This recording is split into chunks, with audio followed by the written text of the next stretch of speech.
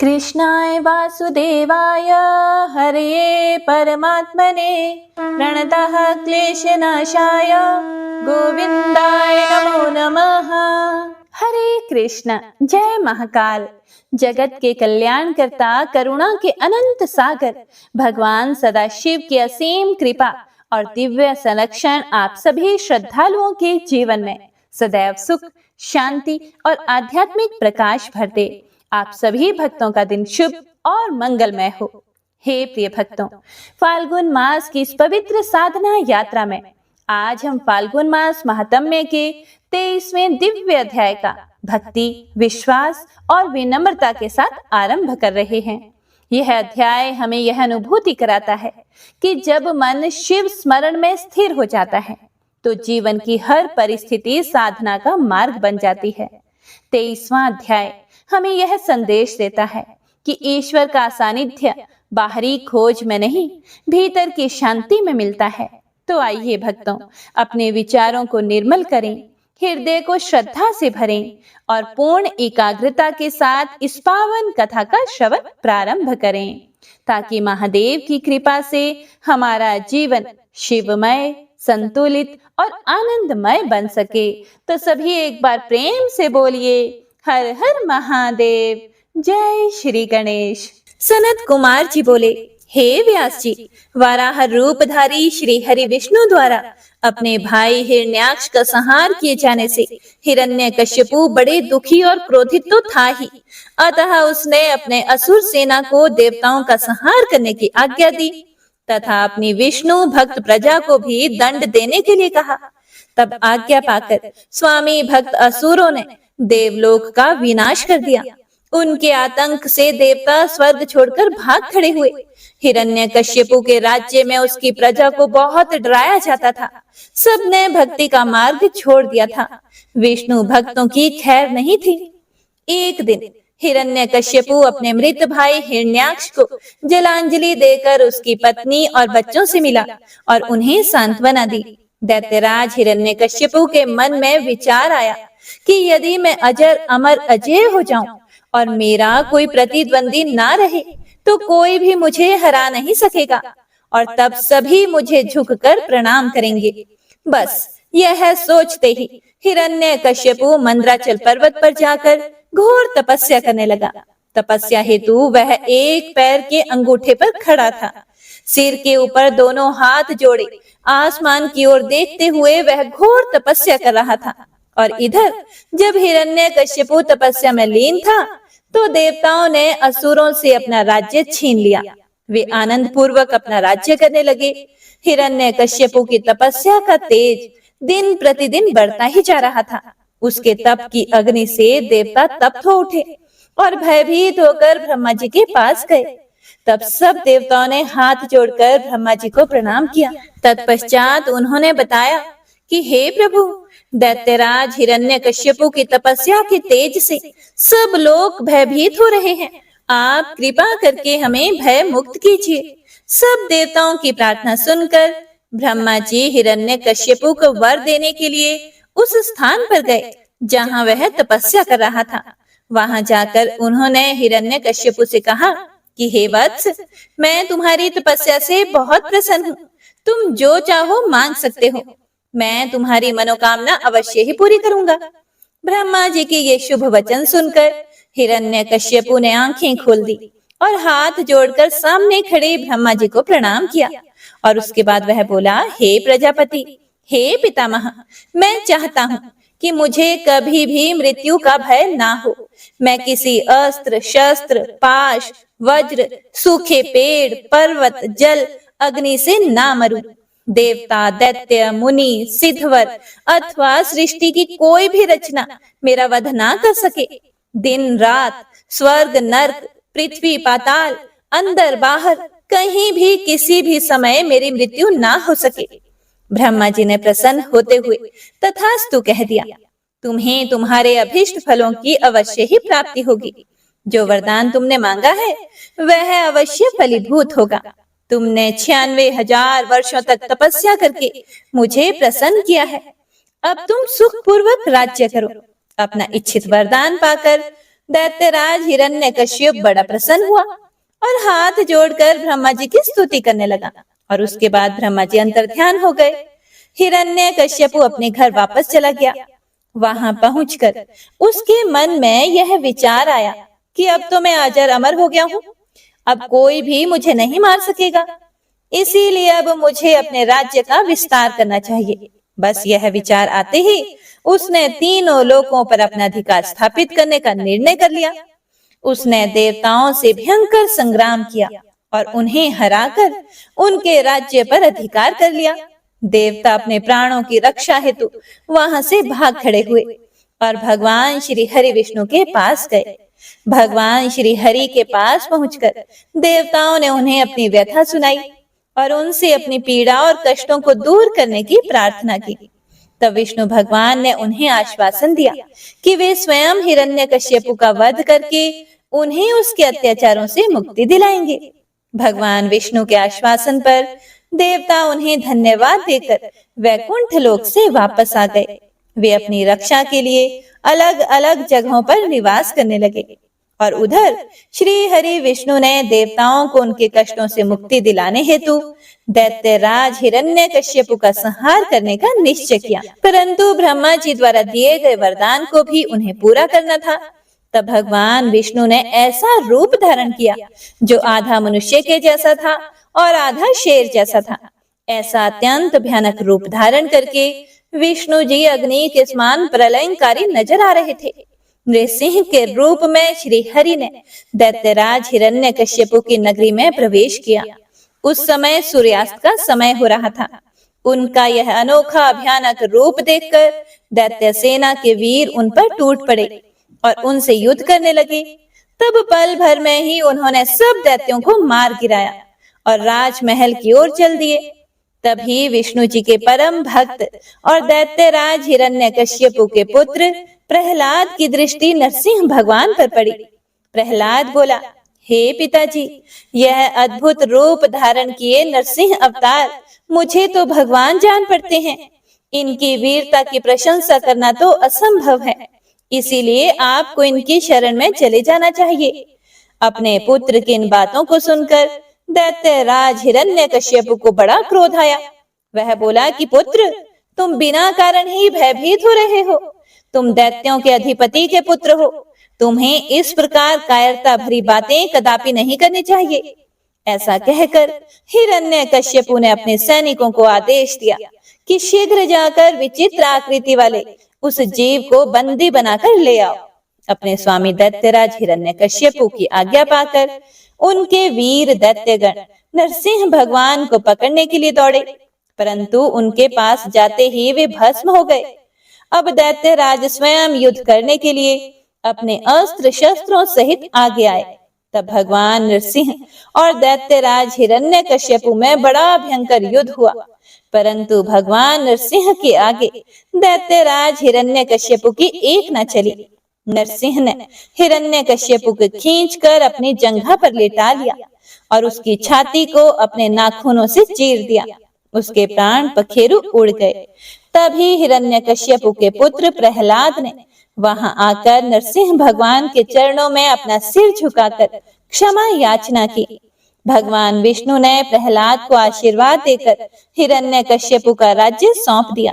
जैसे ही देवताओं को हिरण्यकश्यप के मारे जाने की सूचना मिली, वे बहुत प्रसन्न होकर नृत्य और श्री हरि विष्णु की स्तुति करने लगे। आकाश में मंगल ध्वनि गूंजने लगी और फूलों की वर्षा होने लगी। इस प्रकार हिरण्यकश्यप का वध करने के बाद प्रहलाद को राज्य सौंपकर भगवान नरसिंह वहां से अंतर्ध्यान हो गए। उसके बाद सभी प्रसन्नता पूर्वक अपने अपने लोकों को चले गए। हे प्रिय भक्तों, सनत कुमार जी आगे बोले कि हे व्यास जी, एक बार हिरण्याक्ष के पुत्र अंधक से उसके भाइयों ने मजाक उड़ाते हुए कहा कि हे अंधक, तुम तो अंधे और कुरूप हो, भला तुम राज्य का क्या करोगे? दैत्यराज हिरण्याक्ष तो मूर्ख थे, जो भगवान शिव की इतनी कठोर तपस्या करके उन्हें प्रसन्न करके भी तुम जैसा कुरूप, नेत्रहीन और बेडोल पुत्र वरदान में प्राप्त किया। भला कभी दूसरे से प्राप्त पुत्र का भी पिता की संपत्ति पर अधिकार होता है क्या? इसीलिए इस राज्य के स्वामी हम ही हैं। तुम तो हमारे सेवक हो। अपने भाइयों के इस प्रकार के कटु वचनों को सुनकर अंधक निराश और उदास हो गया। रात के समय जब सब सो रहे थे, तो वह अपने राजमहल को छोड़कर निर्जन, सुनसान और भयानक डरावने वन में चला गया। वहां उस सुनसान वन में जाकर उसने तपस्या करना शुरू कर दिया। वह 10,000 वर्षों तक घोर तपस्या करता रहा, परंतु जब कोई भी परिणाम नहीं निकला, तो उसने अपने शरीर को अग्नि में जलाकर होम करना चाहा। ठीक उसी समय स्वयं ब्रह्मा जी वहां प्रकट हो गए। ब्रह्मा जी बोले, हे पुत्र अंधक, मांगो, क्या मांगना चाहते हो? मैं तुम्हारी तपस्या से बहुत प्रसन्न हूँ। तुम अपना इच्छित वर मांग सकते हो। मैं तुम्हारी मनोकामना अवश्य ही पूर्ण करूंगा। यह सुनकर अंधक बहुत प्रसन्न हुआ। उसने हाथ जोड़कर ब्रह्मा जी की स्तुति की और बोला, हे कृपा निधान ब्रह्मा जी, यदि आप मुझ पर प्रसन्न होकर मुझे कोई वर देना चाहते हैं, तो आप कुछ ऐसा करें कि मेरे निष्ठुर भाइयों ने जो मुझसे मेरा राज्य छीन लिया है, वह सब मेरे अधीन हो जाएं, मेरे नेत्र ठीक हो जाएं, अर्थात मुझे दिव्य दृष्टि की प्राप्ति हो तथा मुझे कोई भी ना मार सके। वह देवता, गंधर्व, यक्ष, किन्नर, मनुष्य, नारायण अथवा स्वयं भगवान शिव ही क्यों ना हो। अंधक के इन वचनों को सुनकर ब्रह्मा जी बोले, हे अंधक, तुम्हारे द्वारा कही हुई दोनों बातों को मैं स्वीकार करता हूँ, परंतु इस संसार में कोई भी अजर अमर नहीं है। सभी को एक न एक दिन काल का ग्रास बनना ही पड़ता है। मैं सिर्फ तुम्हारी इतनी मदद कर सकता हूँ कि जिस प्रकार की और जिसके हाथ से तुम चाहो अपनी मृत्यु प्राप्त कर सकते हो। तब ब्रह्मा जी के वचन सुनकर अंधक कुछ देर के लिए सोच में डूब गया। फिर वह बोला, हे प्रभु, तीनों कालों की उत्तम, मध्यम और नीच नारियों में से जो भी नारी सबकी जननी हो, सब में रत्न हो, जो सब मनुष्यों के लिए दुर्लभ तथा शरीर व मन के लिए अगम्य है, उसको अपने सामने पाकर जब मेरे अंदर काम भावना उत्पन्न हो, उसी समय मेरा नाश हो। इस प्रकार का वरदान सुनकर ब्रह्मा जी ने तथास्तु कहा और उससे बोले, हे दैत्येंद्र, तेरे सभी वचन अवश्य ही पूरे होंगे। अब तू जाकर अपना राज्य संभाल। ब्रह्मा जी के वचन सुनकर अंधक बोला, हे भगवान, अब मेरा शरीर इस लायक नहीं रहा कि मैं युद्ध कर सकूं। अब तो मेरे शरीर में सिर्फ नसें और हड्डियां ही बची हैं। अब मैं कैसे युद्ध कर पाऊंगा और अपनी शत्रु सेना को परास्त कर पाऊंगा। इस प्रकार के वचनों को सुनकर ब्रह्मा जी मुस्कुराए और उन्होंने अंधक के शरीर का स्पर्श किया। उनके स्पर्श करते ही अंधक का शरीर भरा पूरा हो गया। अब वह परम शक्तिशाली योद्धा जान पड़ता था, जिसके सामने अच्छे से अच्छा वीर भी ना टिक पाए। इस प्रकार अंधक को मनोवांछित वर देकर ब्रह्मा जी वहां से अंतर ध्यान हो गए और उसके बाद अंधक भी प्रसन्नता पूर्वक अपने घर की ओर चल दिया। जब अंधक ने अपने राज्य में प्रवेश किया, तो यह जानकर कि अंधक को ब्रह्मा जी से वरदान प्राप्त हुआ है, सारे दानव उसके वश में होकर उसके दास बनकर रहने लगे। तब अंधक ने विचार किया कि हमें दैत्य साम्राज्य का विस्तार करना चाहिए और अपने घोर शत्रु देवताओं को पराजित करके उनके राज्य पर अपना अधिकार स्थापित कर लेना चाहिए। यह सोचकर दैत्यराज अंधक ने अपनी विशाल दैत्य सेना के साथ स्वर्ग लोक पर आक्रमण कर दिया और स्वर्ग पर अपना आधिपत्य जमाकर देवराज इंद्र को अपना बंधक बना लिया। और उसके बाद उसने नागों, सुपर्णों, श्रेष्ठ राक्षसों, गंधर्वों, यक्षों, मनुष्यों, ऊंचे ऊंचे पर्वतों और भयानक वृक्षों और सिंहों को भी युद्ध में परास्त करके अपने अधीन कर लिया। अंधक मदहांत होकर कुमार्गी हो गया। उसने स्वर्ग, भूतल और रसातल की सर्वश्रेष्ठ सुंदरियों को अपनाकर उनके साथ रमणीय विहार किया। दिन पर दिन वह बुराई के दलदल में धंसता ही जा रहा था। उसने वैदिक धर्म का पूर्णतया त्याग कर दिया था। हे प्रिय भक्तों, एक दिन उसके दुर्योधन, वैधस और हस्ती नामक तीनों मंत्री उसके पास आए और उससे बोले कि हे दैत्येंद्र, हमने मंदराचल पर्वत की एक गुफा में एक मुनि को देखा है, जो कि योग ध्यान में मग्न आंखें बंद करके बैठा है। उस रूपवान मुनि के मस्तक पर अर्ध चंद्र, कमर में गजेंद्र की खाल बंधी है, सिर पर जटाजूट, गले में खोपड़ियों की माला तथा उसके शरीर पर बड़े भयानक सांप लिपटे हुए हैं। उस मुनि के एक हाथ में त्रिशूल तो दूसरे में डमरू है। अपने गौर अंगों पर उसने भस्म लपेट रखी है। उस तपस्वी का वेश बड़ा ही अद्भुत है और साथ ही एक विकराल वानर अनेक आयुधों को धारण किए उस तपस्वी की रक्षा कर रहा है और वहीं उनके पास में एक सफेद रंग का बैल बंधा हुआ है। उस तपस्वी के पास ही एक सुंदर रत्न स्वरूपा नारी बैठी है जो संपूर्ण शुभ लक्षणों से युक्त है। उसका रूप बड़ा मनोहारी है जो सभी के मन को मोह लेता है। उसने सुंदर मूंगे, मोती, मणियों और सोने के रत्न जड़ित आभूषणों को धारण किया हुआ है। वह इतनी रूपवती है कि जो उसे एक बार देख लेता है उसकी आंखों का होना सफल हो जाता है। उस परम सुंदरी को एक बार देख लेने के बाद संसार की अन्य किसी स्त्री को देखने की आवश्यकता ही नहीं पड़ेगी। हे स्वामी, आप इस त्रिलोक के अधिपति हैं। आपके पास इस संसार की सभी बहुमूल्य और अमूल्य धरोहर है। ऐसी परम सुंदरी रूपवती नारी को भी आपके अनमोल राज्य की शोभा बढ़ानी चाहिए। इसीलिए आप हमारे साथ चलें और उस सुंदरी को यहाँ ले आएं। हे प्रिय भक्तों, अपने वीर मंत्रियों के इस प्रकार के वचन सुनकर दैत्येंद्र अंधक बड़ा प्रसन्न हुआ और उसके मन में उस सुंदर नारी को देखने की इच्छा बलवती हो गई। उसने अपने मंत्रियों को आदेश दिया कि तुम शीघ्र वहां जाकर उस तपस्वी से उसकी सुंदर स्त्री को मांग कर मेरे पास ले आओ। अपने स्वामी दैत्यराज अंधक की आज्ञा पाकर वे तीनों मंत्री फिर से उस स्थान पर गए और भगवान शिव से बोले, हे महातपस्वी ब्राह्मण, हमारे स्वामी दैत्यराज अंधक आपकी पत्नी की सुंदरता के विषय में जानकर उन पर मोहित हो गए हैं और उन्हें अपनी पटरानी बनाना चाहते हैं। आप सहर्ष उन्हें हमें सौंप दें। उनके ऐसे वचनों को सुनकर शिव जी को बड़ा क्रोध आया, परंतु वे फिर भी सिर्फ इतना ही बोले कि हे दैत्यों, ये मेरी पत्नी है। ये स्वयं शक्ति संपन्न और सिद्धि रूपा है। देवी स्वयं अपने भक्तों के कष्टों को दूर करती है। आप अपनी परेशानी इन्हें बताएं, ये अवश्य ही आपके दुखों को दूर करेंगी। भगवान शिव के ये वचन सुनकर क्रोधित और मंदांत दैत्य और कुछ ना बोले और वहां से वापस आ गए। तब दैत्यराज अंधक को उन्होंने वहां घटित हुई सारी बातें बढ़ा चढ़ाकर बताई, जिन्हें सुनकर दैत्येंद्र का क्रोध सातवें आसमान पर चढ़ गया। तब वह मूढ़ बुद्धि दैत्य सुंदरी को देखने के लिए आतुर हो उठा।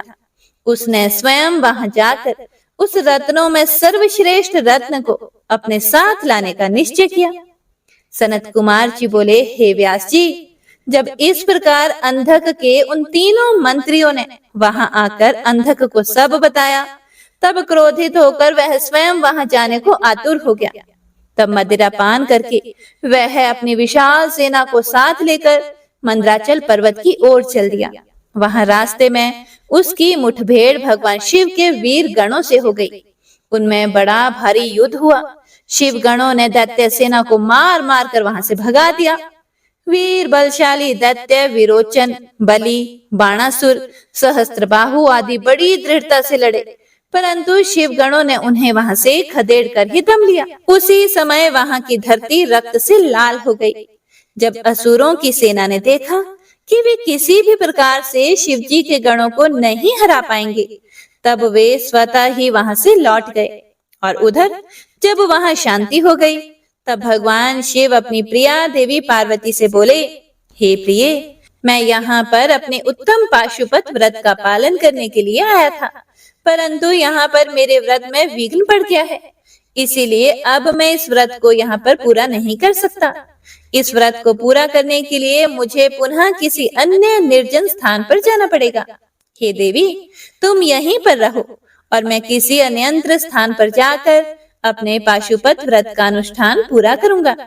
ऐसा कहकर भगवान शिव अपने व्रत को पूरा करने के लिए वहां से किसी दूसरे वन में चले गए और देवी पार्वती वहीं मंदराचल पर्वत पर एक गुफा में रहने लगी। भगवान शिव निर्जन वन में जाकर अपने पाशुपत व्रत को पूरा करने के लिए घोर साधना करने लगे। और उधर दूसरी ओर देवी पार्वती वहां अकेली रहकर अपने पति भगवान शिव के लौटने की प्रतीक्षा करने लगी। उनकी रक्षा के लिए भगवान शिव का गण वीरक सदा उनकी गुफा के बाहर पहरा देता रहता था। दूसरी ओर दैत्यराज अंधक को, जिसे एक बार शिव गणों ने परास्त करके वहां से खदेड़ दिया था, उसे देवी को प्राप्त किए बिना चैन कहाँ आने वाला था। उसने पुनः मंद्राचल पर्वत पर चढ़ाई कर दी। जैसे ही अंधक और उसकी दानव सेना पर्वत पर पहुंची, वीरक ने उनसे युद्ध करना शुरू कर दिया। महाबली वीरक बड़ी वीरता से उन दैत्यों से युद्ध करता रहा और उन्हें हराता रहा। उनके बीच भयानक अस्त्र शस्त्रों का प्रयोग होता रहा। जब किसी भी तरह वीरक को युद्ध में पराजित करना संभव नहीं हुआ, तो दैत्यों ने वीरक को चारों ओर से मिलकर घेर लिया। जब गुफा के अंदर बैठी देवी पार्वती को यह पता चला कि उनका प्रिय रक्षक चारों ओर से दानवों से घिर चुका है, तो उन्होंने अलौकिक रीति से ब्रह्मा जी, विष्णु जी और देवताओं का मन में स्मरण किया। यह ज्ञात होते ही कि जगत जननी जगदम्बा माँ पार्वती ने स्मरण किया है, पल भर में सब देवता वहां मंद्राचल पर्वत पर उपस्थित हो गए और दैत्यों से युद्ध करने लगे। जब वीरक ने देखा कि अब वह अकेला नहीं है, उसके साथ पूरी देव सेना खड़ी है, तो वह हर्षित मन से पुनः युद्ध में लग गया। और तब उसका जोश देखते ही बनता था। देवताओं ने ब्राह्मी, नारायणी, ऐन्द्री, वैश्वानरी, याम्या, नृति, वारुणी, वायवी, कुबेरी, यक्षेश्वरी और गारुड़ी देवी का रूप धारण किया हुआ था। अनेकों आयुधों से सुसज्जित होकर वे युद्ध कर रहे थे। इस प्रकार इस भीषण युद्ध को चलते चलते कई हजार वर्ष बीत गए। देव सेना जितने भी असुरों को मारती, दैत्य गुरु शुक्राचार्य अपनी मृत संजीवनी विद्या से पल भर में उन्हें फिर से जीवित कर देते। इस प्रकार दैत्य सेना न कम हो रही थी और न वह हार मान रही थी। युद्ध दिन प्रतिदिन और भयानक होता जा रहा था। भगवान शिव भी अपना पाशुपत व्रत पूरा करके वहां मंद्राचल पर्वत पर वापस आ गए। हे प्रिय भक्तों, सनत कुमार जी बोले कि हे महामुनि, जब भगवान शिव पाशुपत व्रत को पूरा करने के पश्चात मंद्राचल पर्वत पर लौटे, तो उन्होंने देखा कि दैत्येंद्र अंधक ने अपनी विशाल सेना के साथ पुनः आक्रमण कर दिया है। उनके वीर गण और अनेकों रूप धारण किए देवियां अंधक और उसकी सेना से युद्ध कर रहे हैं। यह देखकर भगवान शिव को बहुत क्रोध आया कि मेरी अनुपस्थिति में इस दुष्ट दैत्य ने मेरी पत्नी को परेशान किया है। क्रोधित देवाधिदेव महादेव जी अंधक से युद्ध करने लगे, परंतु दैत्येंद्र बहुत चालाक था। उसने गिल नामक दैत्य को आगे कर दिया। स्वयं उसने दैत्य सेना सहित गुफा के आसपास के वृक्षों और लताओं को तोड़ दिया। उसके बाद उस दैत्य अंधक ने एक एक करके सबको निगलना शुरू कर दिया। अंधक ने नंदीश्वर सहित ब्रह्मा, विष्णु, इंद्र, सूर्य और चंद्रमा व समस्त देवताओं को निगल लिया। यह देखकर भगवान शिव को बहुत क्रोध हुआ।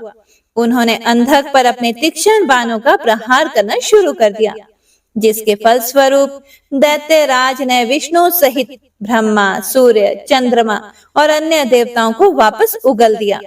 और उधर शिव गणों ने देखा कि दैत्य गुरु युद्ध में मारे गए राक्षसों को अपनी संजीवनी विद्या से पुनः जीवित कर रहे हैं। इसी कारण दैत्यों का मनोबल कम नहीं हो रहा था। तब शिव गणों ने चतुराई का परिचय देते हुए दैत्य गुरु शुक्राचार्य को बंधक बना लिया और उन्हें भगवान शिव के पास ले गए। जब शिव गणों ने यह बात भगवान शिव को बताई, तो क्रोधित शिव जी ने शुक्राचार्य को निगल लिया। शुक्राचार्य के वहां से गायब हो जाने पर दैत्यों का मनोबल गिर गया और वे भयभीत हो गए। यह देखकर देव सेना ने उन दैत्यों को मार मार कर व्याकुल कर दिया। इस प्रकार युद्ध और भीषण होता जा रहा था। दैत्यराज अंधक ने अब युद्ध को जीतने के लिए माया का सहारा लिया। भगवान शिव और अंधक के बीच सीधा युद्ध शुरू हो गया। भगवान शिव अपने प्रिय त्रिशूल से लड़ रहे थे। युद्ध करते करते दैत्यराज के शरीर पर शिव जी जैसे ही त्रिशूल का प्रहार करते, उसके शरीर से निकलते हुए रक्त से बहुत से दैत्य उत्पन्न हो जाते और युद्ध करने लगते। यह देखकर देवताओं ने देवी चंडिका की स्तुति की। तब चंडिका तुरंत युद्ध भूमि में प्रकट हो गई और उन्होंने भगवान शिव को प्रणाम किया। शिव जी का आदेश पाकर देवी चंडिका उस अंधक नामक असुर के शरीर से निकलने वाले रक्त को पीने लगी। इस प्रकार अंधक का रक्त जमीन पर गिरना बंद हो गया और उससे उत्पन्न होने वाले राक्षस भी उत्पन्न होने बंद हो गए। फिर भी अंधक अपनी पूरी शक्ति से युद्ध करता रहा। उसने भगवान शिव पर बाणों से प्रहार करना शुरू कर दिया। युद्ध करते करते भगवान शिव ने अंधक का संहार करने के लिए त्रिशूल का जोरदार प्रहार उसके हृदय पर किया और उसे भेद दिया। उन्होंने उसे ऐसे ही ऊपर उठा लिया। सूर्य की तेज किरणों ने उसके शरीर को जला दिया। इससे उसका शरीर जर्जर हो गया और मेघों से तेज जल बरसा और वह गीला हो गया। फिर हिमखंडों ने उसे विदीर्ण कर दिया। इस पर भी दैत्यराज अंधक के प्राण नहीं निकले। अपनी ऐसी अवस्था देखकर अंधक को बहुत दुख हुआ। वह हाथ जोड़कर देवादिदेव भगवान शिव की स्तुति करने लगा। भगवान शिव तो भक्तवत्सल हैं और सदा ही अपने भक्तों के अधीन रहते हैं, तब भला वे अंधक पर कैसे प्रसन्न होते। उन्होंने अंधक को क्षमा करके अपना गण बना लिया। युद्ध समाप्त हो गया। सब देवता हर्षित होकर भगवान शिव की स्तुति करने लगे। भगवान शिव देवी पार्वती को साथ लेकर अपने गणों सहित कैलाश पर्वत पर चले गए। सभी देवता अपने अपने लोकों को वापस लौट गए। व्यास जी बोले, हे ब्रह्मपुत्र सनत कुमार जी, शिव गणों द्वारा जब शिव जी को यह ज्ञात हुआ कि दैत्य गुरु शुक्राचार्य दैत्यों को पुनः जीवित कर रहे हैं और शिव गण उन्हें बंदी बना लाए हैं, तब क्रोधित होकर शिव जी ने शुक्राचार्य को निगल लिया था। तब आगे क्या हुआ? भगवान शिव के उदर में शुक्राचार्य ने क्या किया? क्या भगवान शिव ने उन्हें भस्म कर दिया या फिर शुक्राचार्य अपने तेज के प्रभाव से शिव जी के उदर से बाहर निकल आए? कृपया करके मुझे यह भी बताएं। व्यास जी के इन प्रश्नों को सुनकर सनत कुमार जी बोले, हे व्यास जी, भगवान शिव तो इस त्रिलोक के नाथ हैं। वे साक्षात ईश्वर हैं। उनकी आज्ञा के बिना इस संसार में कुछ भी नहीं होता। उनके कारण ही यह संसार चलता है। भगवान शिव के कारण ही देवताओं की हर युद्ध में जीत होती है। अंधक कोई साधारण दैत्य नहीं था। उसे यह बात ज्ञात थी कि वह त्रिलोकी नाथ भगवान शिव को नहीं जीत सकता। इसीलिए वह अपने दैत्य कुल की रक्षा करने के लिए सर्वप्रथम अपने आराध्य दैत्य गुरु शुक्राचार्य के चरणों में गया और अपने गुरु की वंदना करने लगा। तब उन्होंने प्रसन्न होकर उसे आशीर्वाद दिया। दैत्यराज अंधक ने गुरु शुक्राचार्य से मृत संजीवनी विद्या द्वारा मरे हुए असुरों को जीवित करने की प्रार्थना की। शुक्राचार्य ने अपने शिष्य अंधक की प्रार्थना स्वीकार कर ली और युद्ध भूमि में आ गए। शुक्राचार्य ने भगवान शिव का स्मरण कर अपनी विद्या का प्रयोग आरंभ किया। उस विद्या का प्रयोग करते ही युद्ध में मृत पड़े दैत्य अपने अस्त्र शस्त्र लेकर इस प्रकार उठ खड़े हुए कि मानो इतनी देर से वे सोए पड़े थे।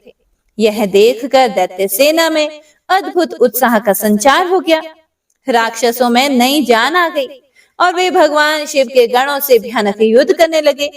शिव गणों ने जाकर यह समाचार नंदीश्वर को बताया कि शुक्राचार्य अपनी विद्या के बल से मरे हुए दैत्यों को जीवित कर रहे हैं। यह जानकर नंदी सिंह की भांति दैत्य सेना पर टूट पड़े और उस स्थान पर जा पहुंचे जहां शुक्राचार्य बैठे हुए थे। अनेकों दैत्य अपने गुरु की रक्षा करने के लिए चारों ओर खड़े हुए थे। नंदी ने शुक्राचार्य को इस प्रकार पकड़ लिया जैसे शेर हाथी के बच्चे को पकड़ लेता है। वे उन्हें उठाकर तेज गति से वहां से निकल पड़े। नंदीश्वर को इस प्रकार अपने गुरु को उठाकर ले जाते देखकर सभी दैत्य उन पर टूट पड़े, परंतु नंदी अपनी वीरता का परिचय देते हुए सबको पछाड़ते हुए आगे बढ़ते रहे।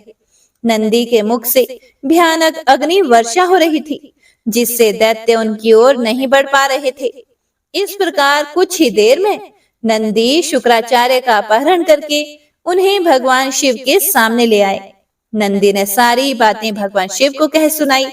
यह सब सुनकर देवाधिदेव महादेव जी का क्रोध बहुत बढ़ गया और उन्होंने दैत्य गुरु शुक्राचार्य को अपने मुंह में रखकर इस प्रकार निगल लिया, जिस प्रकार कोई बालक अपनी पसंदीदा खाने की वस्तु को पल भर में ही सटक जाता है।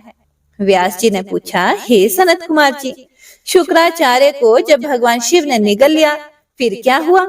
यह प्रश्न सुनकर सनत कुमार जी बोले, हे महर्षि, भगवान शिव ने क्रोधित होकर जब दैत्यों के गुरु शुक्राचार्य को निगल लिया तब वे शिव जी के उदर में पहुंचकर वहां से बाहर निकलने के लिए बहुत चिंतित हो गए और अनेक प्रकार के प्रयत्न करने लगे। जब वे किसी भी प्रकार से बाहर नहीं निकल पा रहे थे तब उन्होंने भगवान शिव के शरीर में छिद्रों की खोज करनी शुरू कर दी, लेकिन सैकड़ों वर्ष तक भी उन्हें कोई ऐसा छिद्र नहीं मिल सका जिससे वे बाहर आ जाते।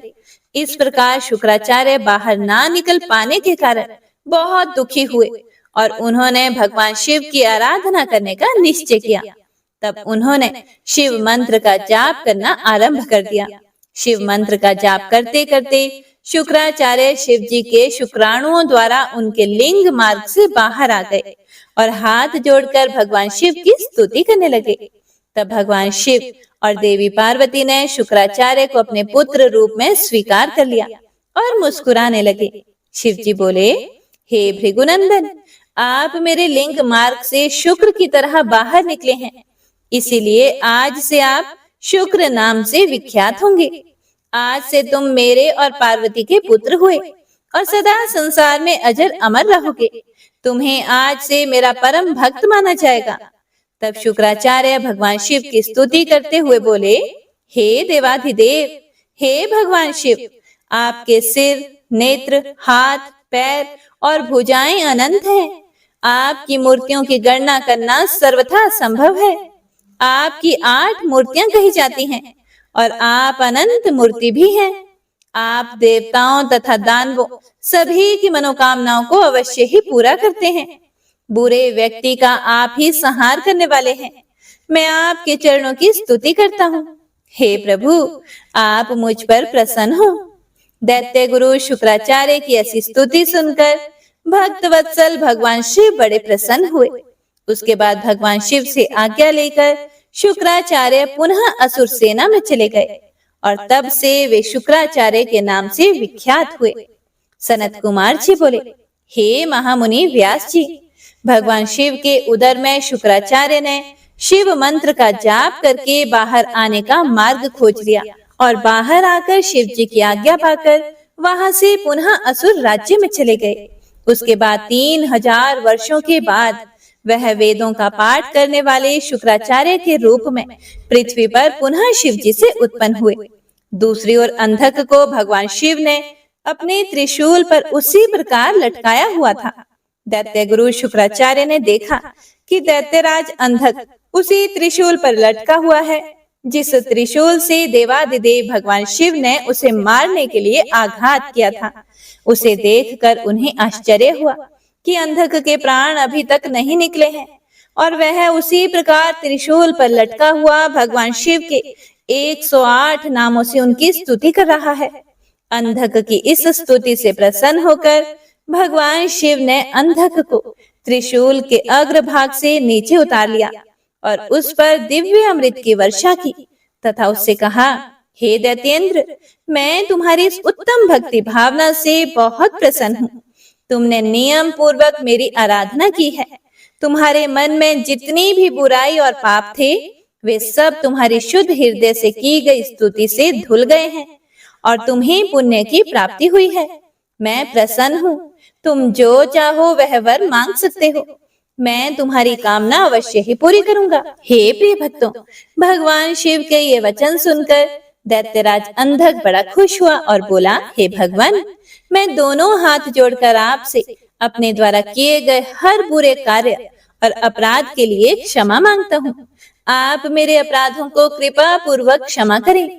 पूर्व में मैंने आपके और माता पार्वती के विषय में जो भी बुरा बोला या सोचा हो उसके लिए मुझे बहुत खेद है।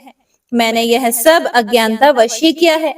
अब मैं एक दीन भक्त बनकर आपकी शरण में आया हूँ।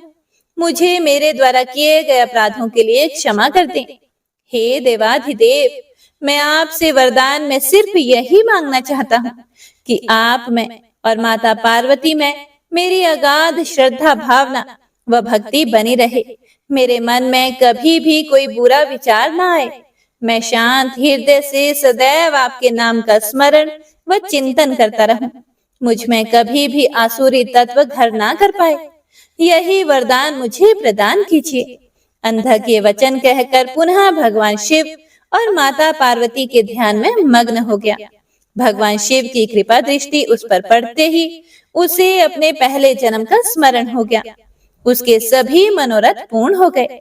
भक्त वत्सल भगवान शिव ने प्रसन्न होकर अंधक को अपना गण बना लिया और उसे उसका इच्छित वरदान प्रदान किया। सनत कुमार जी बोले, हे व्यास जी, अब मैं आपको यह बताता हूँ कि दैत्य गुरु शुक्राचार्य को भगवान शिव से मृत्युंजय नामक मृत्यु को जीत लेने वाली उत्तम विद्या कैसे प्राप्त हुई। एक बार की बात है, शुक्राचार्य वाराणसी नामक नगरी में जाकर भगवान विश्वनाथ का ध्यान करते हुए उनकी घोर तपस्या करने लगे। इससे पहले उन्होंने वहां भगवान शिव के शिवलिंग की स्थापना की तथा वहां एक रमणीक कुआं भी खुदवाया। उसके बाद उसमें शिवलिंग को 32 सेर पंचामृत से 1,00,000 बार अभिषेक कराने के बाद सुंदर सुगंधित द्रव्यों से स्नान कराकर उस अमृतमय ज्योतिर्लिंग की स्थापना की। फिर शिवलिंग पर चंदन और यक्ष कर्दम का लेप किया। राज चंपक, धतुर, कनेर, कमल, मालती, साल, देवदारू, कचनार आदि और अनेक प्रकार के पल्लवों से भगवान शिव की विधिवत पूजा अर्चना की। भगवान शिव के सहस्त्र नामों का जाप करके उनकी स्तुति की। इस प्रकार दैत्य गुरु शुक्राचार्य 5000 वर्षों तक अनेक प्रकार एवं विधि विधान से शिव जी का पूजन करते रहे। परंतु जब भगवान शिव फिर भी प्रसन्न नहीं हुए तो शुक्राचार्य ने और घोर तपस्या करने का निश्चय किया। तब उन्होंने इंद्रियों की चंचलता को दूर करने के लिए उसे भावना रूपी जल से प्रक्षालित किया और पुनः शिव जी की घोर तपस्या करने लगे। इस प्रकार 1 सहस्त्र वर्ष बीत गया। तब भृगुनंदन शुक्राचार्य की दृढ़ता पूर्वक की गई उत्तम तपस्या को देखकर भगवान शिव बहुत प्रसन्न हो गए और उन्होंने अपने प्रकाशमय रूप के साक्षात दर्शन शुक्र को देने का निश्चय किया। पिनाकधारी भगवान शिव शुक्राचार्य द्वारा स्थापित किए गए शिवलिंग में से प्रकट हो गए और बोले, हे भृगुनंदन, हे महामुने, मैं आपकी इस घोर तपस्या से बहुत प्रसन्न हूँ। आप अपना इच्छित वर मुझसे मांग सकते हो। आपकी प्रत्येक इच्छा मैं अवश्य ही पूरी करूंगा। मांगो, क्या मांगना चाहते हो। भगवान शिव के इस प्रकार के उत्तम वचनों को सुनकर शुक्राचार्य ने देवाधिदेव भगवान शिव को प्रणाम किया और सिर झुकाकर अंजलि बांधकर जय जय का उच्चारण करते हुए भगवान शिव की बहुत स्तुति की और शिव जी के चरणों में ही लेट गया। तब भगवान शिव ने उन्हें अपने चरणों से ऊपर उठाया और अपने हृदय से लगा लिया। तब भगवान शिव बोले, हे शुक्र, आपने जो यह मेरा ज्योतिर्लिंग स्थापित किया है और इसकी नियम पूर्वक कठिन आराधना की है, इससे मैं तुम पर बहुत प्रसन्न हूँ। कहो, क्या मांगना चाहते हो। देवादिदेव महादेव जी के वचन सुनकर शुक्र पुनः उनकी स्तुति करने लगे। तब भगवान शिव ने देखा कि शुक्राचार्य कुछ नहीं मांग रहे हैं। भगवान शिव, जो कि सबके हृदयों की बात जानते हैं, संसार की कोई वस्तु उनसे ना तो छिपी है और ना ही कभी छिप सकती है, वे मुस्कुरा कर बोले, हे भृगुनंदन, हे महातपस्वी शुक्र, आप निश्चय ही मेरे परम भक्त हैं। आपने इस पवित्र काशी नगरी में मेरे ज्योतिर्लिंग की स्थापना करके उत्तम मन से भक्तिमय आराधना की है। जिस प्रकार एक पुत्र अपने पिता का आदर एवं पूजन करता है, तुमने उससे भी बढ़कर कार्य किया है। इसीलिए मैं तुम्हें यह वरदान देता हूँ कि तुम अपने इसी रूप में मेरे उदर में प्रवेश करोगे तथा मेरे इंद्रिय मार्ग से निकलकर मेरे पुत्र के रूप में जन्म ग्रहण करोगे। तुम्हें मैं अपनी मृत संजीवनी नामक विद्या भी प्रदान करता हूँ, जिसे मैंने अपने तपोबल द्वारा रचा है। तुम्हारे अंदर तप की अनमोल निधि है, जो कि तुम्हारी योग्यता है। इस विद्या का प्रयोग तुम जिस मृत जीव पर भी करोगे, वह निश्चय ही जी उठेगा। तुम आसमान में चमकते हुए तारे के रूप में स्थित होंगे और सभी ग्रहों में प्रधान माने जाओगे। जब तुम्हारा उदय होगा, वह समय अति शुभ माना जाएगा और उसमें विवाह एवं सभी धर्म कार्य किए जा सकेंगे। सभी नंदा अर्थात प्रतिपदा, षष्ठी और एकादशी तिथियां अत्यंत शुभ मानी जाएंगी। तुम्हारे द्वारा स्थापित किया गया यह ज्योतिर्लिंग इस संसार में तुम्हारे ही नाम अर्थात शुक्रेश नाम से विख्यात होगा। जो मनुष्य श्रद्धा और उत्तम भक्ति भाव से इसकी पूजा अर्चना करेगा उन्हें सिद्धि की प्राप्ति होगी। जो मनुष्य पूरे वर्ष शुक्रवार के दिन शुक्रताल में स्नान कर शुक्रेश लिंग की अर्चना करेंगे वे सौभाग्यशाली होंगे और उन्हें पुत्र की प्राप्ति होगी। यह कहकर देवादिदेव महादेव उसी ज्योतिर्लिंग में समा गए। तत्पश्चात दैत्य गुरु प्रसन्न मन से अपने धाम को चले गए। श्री शिवाय नमस्तुभ्यम। हे प्रिय भक्तों, तो आज की कथा में बस इतना ही। इससे आगे का वृतांत आप सभी भक्तजन अगले अध्याय में जरूर सुनिएगा। तो आइए अब सुनते हैं शिव चालीसा। जय गणेश गिरिजा सुवन, मंगल मूल सुजान, कहत अयोध्या दास तुम, देहु अभय वरदान। जय गिरिजापति दीन दयाला, सदा करत संतन प्रतिपाला। भाल चंद्रमा सोहत नीके, कानन कुंडल नागफनी के। अंग गौर शिर गंग बहाए, मुंड माल तन चार लगाए। वस्त्र खाल बागंबर सोहे, छवि को देखी नागमन मोहे। मैना मातु की हवे दुलारी, बाम अंग सोहत छवि न्यारी। कर त्रिशूल सोहत छवि भारी, करत सदा शत्रुन क्षयकारी। नंदी गणेश सोहे तह जैसे, सागर मध्य कमल है जैसे। कार्तिक श्याम और गण राव, या छवि को कही जात न काओ। देवन जब ही जाए पुकारा, तभी दुख प्रभु आप निवारा। किया उपद्रव तारक भारी, देवन सब मिली तुम ही जुहारी। तुरत छड़ानन आप पठायो, लव निमेष महामारी गिरायो। आप जलंधर असुर सहारा, सुयश तुम्हार विदित संसारा। त्रिपुरासुर सन युद्ध मचाई, सब ही कृपा कर लीन बचाई। किया तप ही भागीरथ भारी, पूरब प्रतिज्ञा तासु पुरारी। दानिन मह तुम सम कोई नाही, सेवक स्तुति करत सदाही। वेद नाम महिमा तब गाई, अकथ अनादि भेद नहीं पाई। प्रकटी उधती मंथन में ज्वाला, जरत सुरासुर भय विहाला। किन्हीं दया तह करी सहाय, नीलकंठ तब नाम कहाई। पूजन रामचंद्र जब किन्हा, जीत के लंका विभीषण दिन्हा। सहस कमल में हो रहे धारी, किन्ह परीक्षा तभी पुरारी। एक कमल प्रभु राखे जोई, कमल नयन पूजन चह सोई। कठिन भक्ति देखी प्रभु शंकर, भय प्रसन्न दिए इच्छित वर। जय जय जय अनंत अविनाशी, करत कृपा सबके घटवासी। दुष्ट सकल नित मोहि सतावे, भ्रमत रहूं मोहि चैन न आवे। त्राहि त्राहि मैं नाथ पुकारो, यही अवसर मोहि आन उबारो। लई त्रिशूल शत्रुन को मारो, संकट से मोहि आन उबारो। मात पिता भ्राता सब होई, संकट में पूछत नहीं कोई। स्वामी एक है आस तुम्हारी, आए हरहु मम संकट भारी। धन निर्धन को देत सदाही, जो कोई जांचे सो फल पाही। अस्तुति के ही विधि करें तुम्हारी, क्षमु नाथ अब चूक हमारी। शंकर हो संकट के नाशन, मंगल कारण विघ्न विनाशन। योगी यति मुनि ध्यान लगावे, शारद नारद शीश नवावे। नमो नमो जय नमः शिवाय, सुर ब्रह्मादिक पार न पाए। जो यह पाठ करे मन लाए, तापर होत है शंभु सहाय। ऋणिया जो कोई हो अधिकारी, पाठ करे सो पावन हारी। पुत्रहीन कर इच्छा जोई, निश्चय शिव प्रसाद ते ही होई। पंडित त्रयोदशी को लावे, ध्यान पूर्वक होम करावे। त्रयोदशी व्रत करे हमेशा, ताके तन नहीं रहे कलेशा। धूप दीप नैवेद्य चढ़ावे, शंकर सम्मुख पाठ सुनावे।